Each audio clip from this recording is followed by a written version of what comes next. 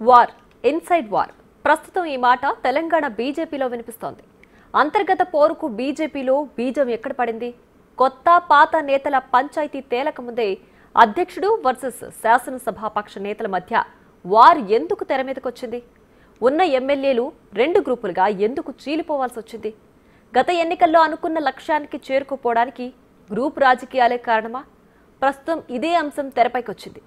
Party బలోపేత మాట ఎలా ఉన్నా ఇన్నర్ సమస్యలపై అంతర్మథనం చేసుకోవడంలో కాషాయ నేతలు విఫలమవుతున్నారనే వాదనలు బలంగా వినిపిస్తున్నాయి.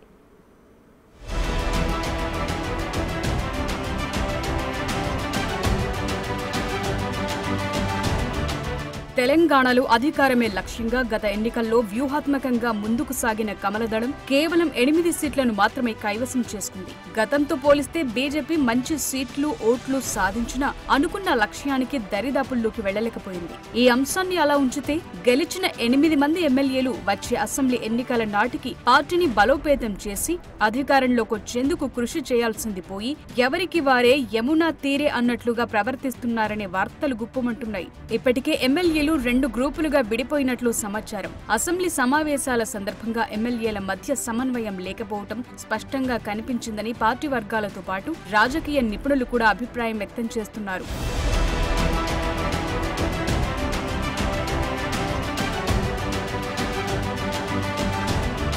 తెలంగాణ బీజేపీ అధ్యక్షుడు కిషన్ రెడ్డితో కొంతమంది ఎమ్మెల్యేలకు పొసగడం లేదని వార్తలు బలంగా వినిపిస్తున్నాయి. ఇందులో ఏలేటి మహేశ్వర్ రెడ్డితో పాటు మరికొంతమంది ఎమ్మెల్యేలు ఉండడంతో బీజేపీ వర్సెస్ బీజేఎల్పీ అన్నట్టుగా పరిస్థితి తయారైందనే వాదనలున్నాయి. దీంతో ఏలేటి తన మకం అసెంబ్లీకి మార్చారట. మీడియా కార్యక్రమాలన్నీ పార్టీ ఆఫీసులో కాకుండా అసెంబ్లీ బీజేఎల్పీ కార్యాలయానికి షిఫ్ట్ చేసుకున్నారు. ఇప్పటికే సగం మంది ఎమ్మెల్యేలు శాసనసభ పక్ష నేతగా ఏలేటిని ఇష్టపడటం లేదు. ఎమ్మెల్యేలే కాదు, రాష్ట్ర అధ్యక్షుడు కూడా దీనిపై వ్యతిరేకంగా ఉన్నట్లు సమాచారం. ఏలేటి వ్యవహారం కిషన్ రెడ్డికి నచ్చటం లేదనే చర్చ ఆ పార్టీ వర్గాల్లోనే జోరుగా వినిపిస్తోంది.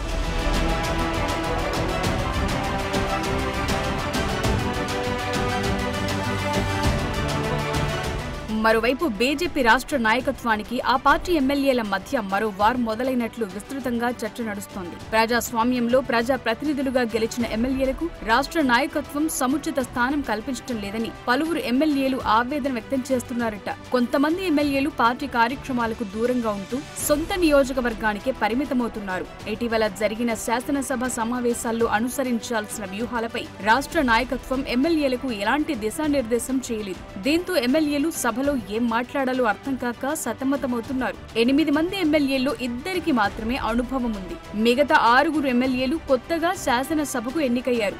సభలో లేవనెత్తాల్సిన సమస్యలు, ప్రభుత్వ వైఫల్యాలపై సబ్జెక్ట్ అందించాల్సిన పార్టీ అధినాయకత్వం ఏమాత్రం పట్టించుకోలేదని ఎమ్మెల్యేలు వాపోయారు. పార్టీకి ఎమ్మెల్యేలకు మధ్య నడుస్తున్న అంతర్గత పోరుతో సతమతమవుతుంటే ఉన్న 8 మంది ఎమ్మెల్యేల్లోనూ కూడా 2 గ్రూపులుగా విడిపోయినట్లుగా ప్రచారం జోరుగా నడుస్తోంది.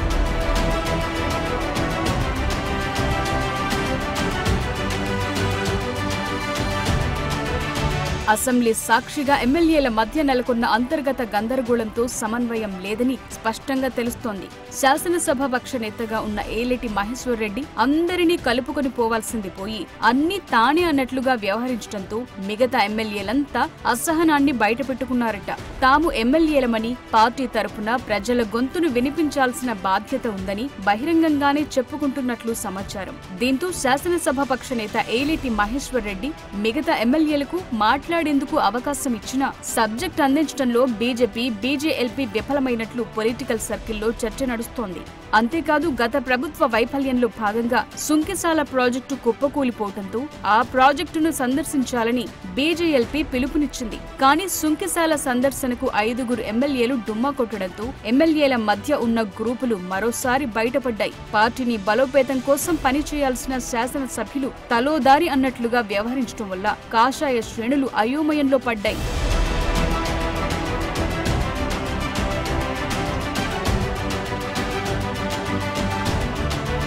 సుంకిసాల ప్రాజెక్టు సందర్శనకు ఎమ్మెల్యేల బృందం వెళ్లాలని బీజేఎల్పీ తీర్మానం చేసింది. దానికి పార్టీ రాష్ట్ర అధ్యక్షులు కూడా గ్రీన్ సిగ్నల్ ఇచ్చారు. అందుకు భిన్నంగా వ్యవహారం నడిచింది. కేవలం సుంకిసాల పర్యటనకు 3 ఎమ్మెల్యేలు, 1 ఎమ్మెల్సీ మాత్రమే వెళ్లి అక్కడ పరిశీలన చేశారు. మిగతా 5 ఎమ్మెల్యేలు గైర్హాజరు కావటం పెద్ద రచ్చ రేపుతుందట.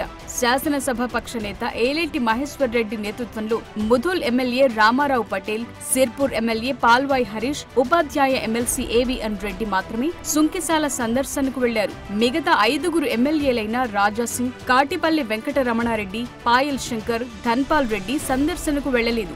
సమాచారం అందించిన నియోజకవర్గాల్లో కార్యక్రమాల నేపథ్యంలో రాలేకపోయారని మిగతా సభ్యులు చెప్తున్నారు. అయితే విభేదాల కారణంగానే వారు ఆ కార్యక్రమానికి హాజరు కాలేదనేది పార్టీలో చర్చించుకుంటున్నారట.